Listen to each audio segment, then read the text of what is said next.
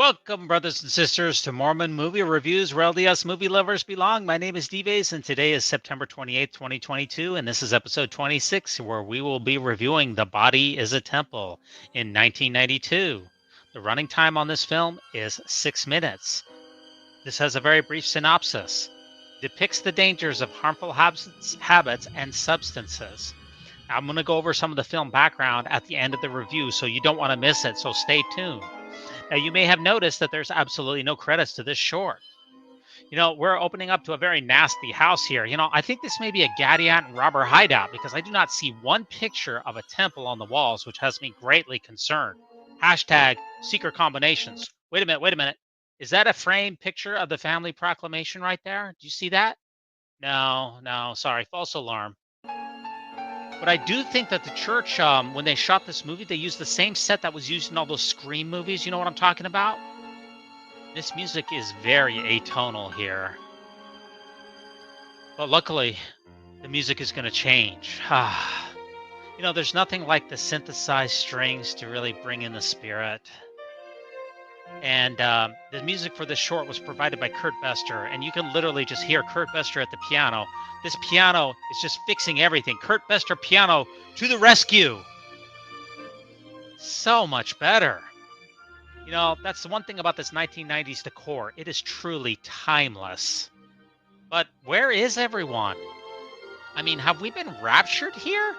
I didn't think the Latter-day Saints believed in the rapture, but I'm starting to second guess myself. But I do like how the synthesized strings, they've been replaced by actual strings. That is much, much better. You can literally just see like one cameraman like walking around here. He's just like walking his camera around. Is this like a realtor staging video? Maybe they sold the home. They're putting it out on the market. Not sure. We now enter the terrestrial world. Oh, thank Elohim. We finally see a human. I wonder if she's Eve. Oh, we got a house call here. Somebody's at the door. Super fun house call. Party time. Excellent. Hey, watch the blouse, man. Watch the blouse. Let's back that up a little bit. High heels, dark shades, and look at those nails. Blatantly ostentatious. And watch the blouse. I love how she walks like a runway model. Now, if anyone has the link to that actress's Instagram page, put it in the comments. Not for me, but for a friend, of course. Not for me. Why is she replacing beautiful flowers with dead ones? I mean, who brings dead flowers to someone's house anyway? And look at those gaudy bracelets that she's sporting. And look at that hairdo. Wasn't it Brigham Young who famously preached against the evils of hair perms?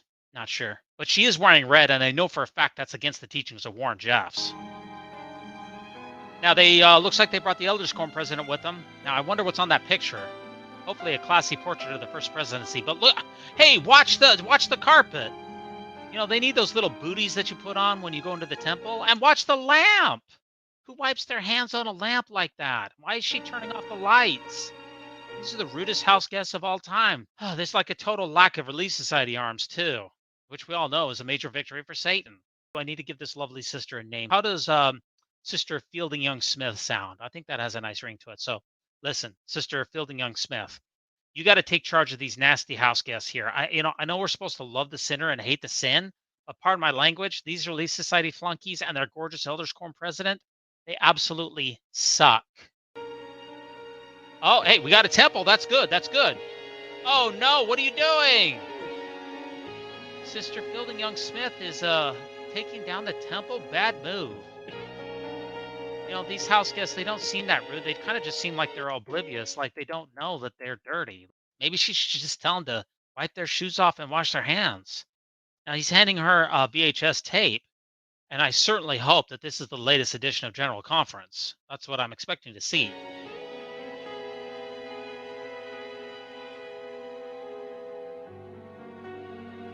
You know what? This better not be a ministering appointment, or I am ending this review right now. Look, she's even got the Leahona magazine with her.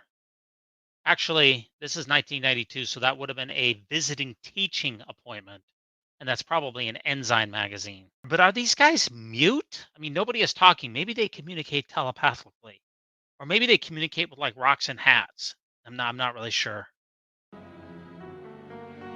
Okay, here comes General Conference. Oh, no, is that blood? I didn't think we were doing the blood atonement thing anymore. Geez, if this is a typical home teaching visit, no wonder President Nelson got rid of home teaching. We now enter the telestial world. We're going backwards. It's time to call the power company. What is going on? But I do want to give her some props, though. She only has one ear piercing. She has very minimal makeup, very bland appearance, shapeless physique. She definitely has her priorities straight. She presents an Elder Marky Peterson approved female persona. On behalf of Elder Marky Peterson, I'm going to give her 2 thumbs up. Now, the Elder Quorum president here, he looks like he has a serious attitude problem, but a nice tan. You know what? Is this a polygamous relationship? 1 man, 2 women? Maybe that's in the DVD extras. Now, we're out of here. Now, it's nice to see that these nasty sisters follow their priesthood head. Smell you later. Another successful home teaching appointment. Now, who's going to clean up this mess? And where's my freaking cookies? Look, how about next time you just send me a text message, okay? And this is such a Kurt Bestor song. Now, Sister Fielding Young Smith Oaks, go talk to your bishop about switching those ministering appointments. You need to switch to get somebody else. This just isn't working out. I mean, look at her ponderizing her life's choices. This could be turned into a smash reality TV series hit. Think about it. On the next Dr. Phil, when home teaching goes bad. Okay, maybe not. We now enter the terrestrial world again. Ooh, we got a new sister. Wow, and this sister, she must be more righteous than the last. And she is positively gleaming.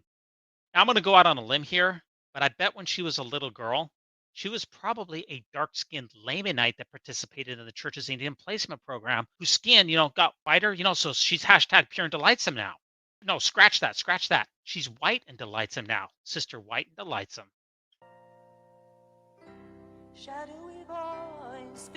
Okay, who do we got this time? Uh-oh, he's got dark shades on, but who is this handsome stud muffin? Tall, dark, and handsome. Yes, please. Not that all Latter-day Saints are dark, mind you. But, you get the idea. When I close my eyes at night, alone in my bed, this is exactly how I picture that Alvin Smith looks like. Without the shades. When somebody's wearing shades, they're usually up to no good, so I got a bad feeling about this. Oh, no. What's in the briefcase, man? And watch the nasty hands. Elder Hottie, get out of here. So much for respecting the priesthood. Hey, Sister White and Delightsome, forget cleaning up. Why don't you throw the deadbolt? He might still be there. Wait, don't open the door again. Are you crazy? Oh, phew, no dark shades. What a relief. Hey, these guys are the same cast that was in the Singles Ward movie. What was that, 2003? I just love this nice setting here. You know what it says in the Book of Mormon about cleanliness being next to godliness, don't you? Oh, you don't? That's because it's not in there, because little known fact, and I read it in this month in Daniel Peterson's Maxwell Institute newsletter. It's for subscribers only, by the way. There's no ancient character for cleanliness in Reformed Egyptian. Hashtag evidence. Oh no, she's opening the door again. Please tell me that there is no one wearing red sporting killer shades. Oh, what a relief. Let's see what this little guy has to say. Hey, Sister White and Delightsome, have you seen my dad? He's a real sexy tall guy with killer shades, and he's like wearing this nightmarish apocalyptic bleeding suitcase. Have you seen him? Oh, sure. I told him to get lost, and I followed him home and performed a blood atonement on him. But don't feel bad. Your mom told me that you weren't even sealed to him. Hey, by any chance you want to come inside, listen to some Paul H. Dunn cassette tapes, and try some psychedelic mushrooms? You'll forget all about your dead dad in no time. Wait a minute, ponytail? Is this a boy or a girl? Not that it matters. You do you, little dude. Who the fetch let Dennis the Menace in here? We're trying to get high. Now here's those shrooms I talked about, kiddo. Now, dude or dudette, whatever. If you want a killer trip, the secret is you gotta mix the booms with the shrooms, just like this. Now you try. This is gonna blow your fetching mind. Whoa, whoa, whoa! Not like that! Judas Priest, you're as dumb as your handsome father was. God rest his soul. Just kidding, man. Get a clue, little dude. You're harshing the vibe. At least he or she brought the cake over. Now, after your dad's blood atonement, we chopped him into bite-sized pieces and baked him right inside this yummy cake. Here, have a piece. You should really try some of this cake. It is delicious to the taste and very desirable. She's really ponderizing that, I can tell. Now, that's it, 6 minutes. Now, that's as good as acting job as I can do. That's my best voiceover. It's tough to do a voiceover for like 4 people with 1 person, but I gave it a shot. As you notice, there's no dialogue in this movie, so you actually didn't miss anything. How do we know that this is a church video? There's no credits, there's no nothing. Now, there was a picture of a temple on the wall, but does that make it an official church video? I don't think that's enough. Now, if you look, this is in the hard to find Mormon video section, but again, how do we know that this is a church produced film? Now, the key is the song. When you Google the song, you get taken right to the church's homepage, churchofjesuschrist.org/music and text. And this song that we're listening to is called My Holy House. Shadowy voice speaks at my door with many dark things to say. I picked a bad key for it. We can get this off of the Seminary Music New Testament. Vocals, instrumentals, and sheet music are available. You scroll down here to My Holy House. We also have the sheet music. This is all available on the church's website.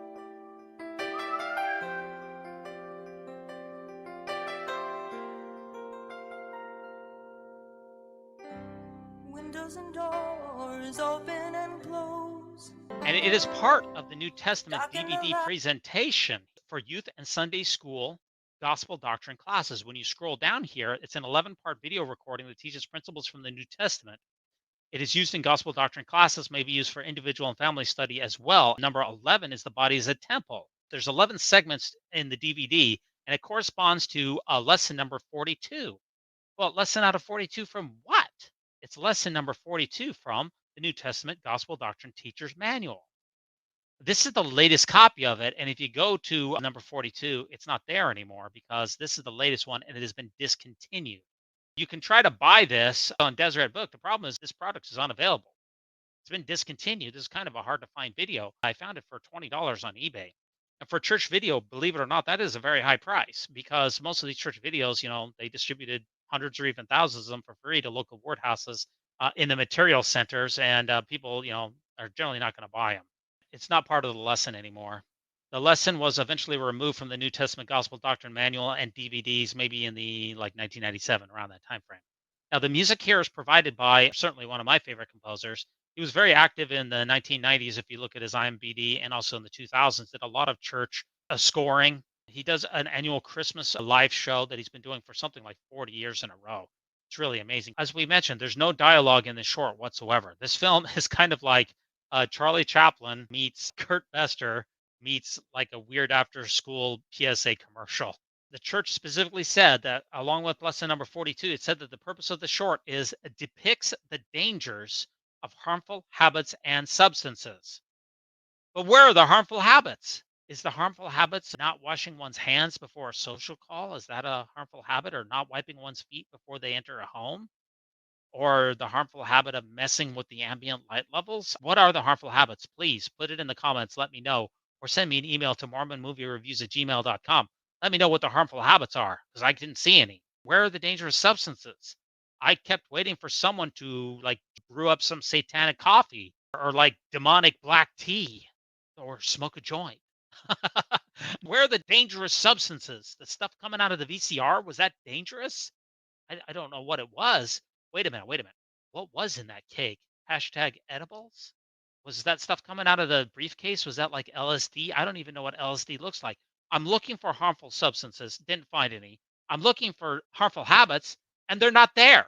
They say that Jesus in the New Testament taught in parables. This movie is harder to understand than a never Mormon watching a New Name Noah candid camera temple endowment film. Now, the body is a temple. Um, that's according to the New Testament. Paul said that in the New Testament. But in this film, no one ate, smoked, snorted anything, and everyone was dressed like a 1990s freshman co-ed taking a test at the BYU testing center. And besides, in Matthew chapter 15, and Jesus called the multitude and said unto them, hear and understand. Not that which goeth into the mouth defileth a man, but that which cometh out of the mouth, this defileth a man. End quote. Now, there's three sections of this film. The first third is basically like the telestial kingdom. And this middle third, I guess, is like a terrestrial kingdom. And the last third is like a celestial kingdom, I guess. But what lesson are we supposed to learn from this first third? Seriously, we just open on a gross rat infested home that magically cleans itself. It wasn't like there was a bunch of sinners and then they repented and then their environment improved. It's not like they prayed. It's not like they used priesthood power. It's just a home that was gross and then pure magic, just like Disney fairy tale magic, bippity boppity boo. It just gets better. It cleans itself. What is the parable? What am I supposed to learn from that? What is the takeaway? I don't understand. That it's not good to have a dirty house, but who made it dirty? How did it get clean? The second third, which is where basically we have Sister Fielding Young Smith here. Think about it. What did she do wrong? How was she supposed to know that these house guests were gross? Okay, so look at them. Okay, they just look like normal people to me. I'm sorry, they just look like normal. I didn't know that they were gonna be bad house guests. How was she supposed to know that? She takes the VHS tape. It looks normal. How was she supposed to know that it was filled with blood? The only thing that I guess that she could say that she did wrong was that she took down the picture of the temple. Is that a sin? I don't know what to take away from the second third. And the final third here, which is where we have Sister White and Delightsome, it said in the lyrics of the song, it said right at this part, it says, quote, the spirit inside tells me I should turn away, end quote. No, it didn't. The spirit did not tell her that. Sister White and Delightsome noticed a suitcase oozing with blood and Elder Hottie's disgusting fingerprints. That's kind of a tell that something bad might happen. So if it had been the spirit communicating with her, the spirit would have told her to not even open the door. Then she spends the rest of it chilling with some beaming saints and shares some yummy refreshments. It's only a 6-minute film, but we have a side plot of a kid with a soccer ball. What are we supposed to learn from all of this? I'm confused. This is my best guess because this is really, really out there. I'm really straining here because, like I said, we're supposed to be learning about harmful habits, which there weren't any harmful habits, and harmful substances, which there weren't any. If I want to strain at it, I could say, okay, this is trying to teach about the purity culture. Because if you look at the text of the song, it says, quote, it's up to me to keep it clean, end quote, meaning the body is a temple and it's up to me to keep my temple clean. That's teaching a purity culture.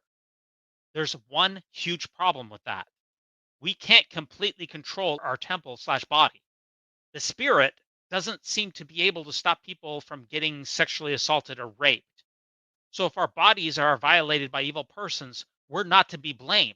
So it's not, quote, up to me to keep it clean. Quote, I can try to keep it clean, but it's not up to me. It's teaching a bad purity culture message.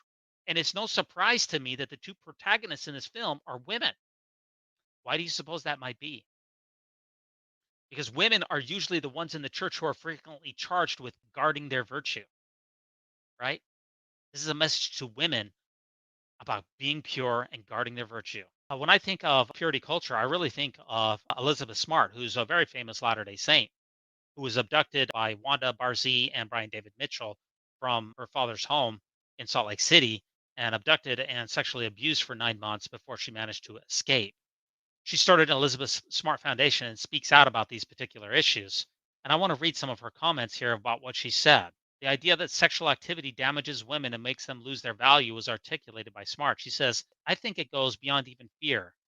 So many children, especially in sex trafficking, it's feelings of self-worth. It's feelings like, who would ever want me now? I'm worthless. That is what it was for me the first time I was raped. I was raised in a very religious household, one that taught that sex was something special that only happened between a husband and a wife who loved each other. And that's how I'd been raised. And that's what I'd always been determined to follow. That when I got married, then and only then would I engage in sex. After that first rape, I felt crushed. Who could want me now? I felt so dirty and filthy. I understand so easily all too well why someone wouldn't run because of that alone. In conclusion, this confusing and very bizarre short sends a potentially harmful message of unrealistic sexual purity to women. Also, simultaneously fails in its own stated mission to communicate the importance of avoiding harmful habits and substances which never make their way into the film. Thanks so much for joining me to review The Body is a Temple. Please like, subscribe, and leave a comment, and join us next time for another episode of Mormon Movie Reviews, where LDS movie lovers belong. So long. Things that I choose determine if I lose all the light that's within my holy eyes.